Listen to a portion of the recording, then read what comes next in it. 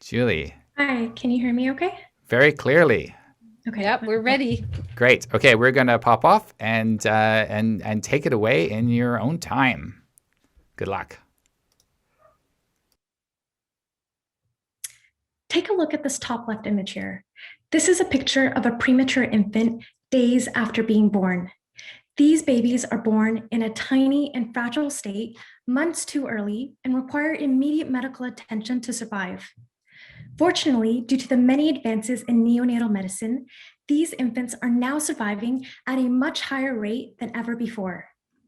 However, we now know that many of these infants born very preterm, so born about 2 to 4 months earlier than expected, go on to have difficulties in academics, cognition, and even their social relationships once they begin school. So, what is it about this early start to life that causes so many children to have these long term difficulties? And what can be done to improve the outcomes in this vulnerable population? Well, my research answers these important questions in two ways. First, by investigating the early brain development of children born very preterm compared to children who are born at term. And second, by examining the effect of early postnatal nutrition on the brain, shown here on the bottom left, specifically the macronutrients in breast milk and preterm formula. We did this by studying a group of very preterm infants from birth and then invited them back to the hospital for sick children at 5 years of age, where they underwent two different brain scans. Many of you might be familiar with MRI, shown here on the top right, which gives us a picture of the brain structure.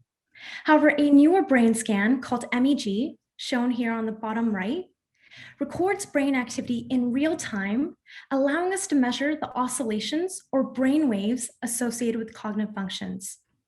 And this is one of the only studies that leverages both functional and structural measures to assess brain development in children born very preterm. What we found was that compared to children who were born at term, very preterm children showed different brain waves while performing tasks involving memory and while viewing faces. And these findings suggest that very preterm children show altered communication between brain regions involved in social and cognitive functions. Most importantly, we found that early nutrition within the first month of life was related to improved brain structure at 5 years of age. And of the various macronutrients that we studied, higher protein intake was especially beneficial for later brain development, specifically in the brain's white matter, which can be thought of as the brain's communication highways. The results from my PhD will help inform future nutritional interventions in very preterm infants so that more babies can leave the hospital healthier and have far better quality of life at school age and beyond. Thank you.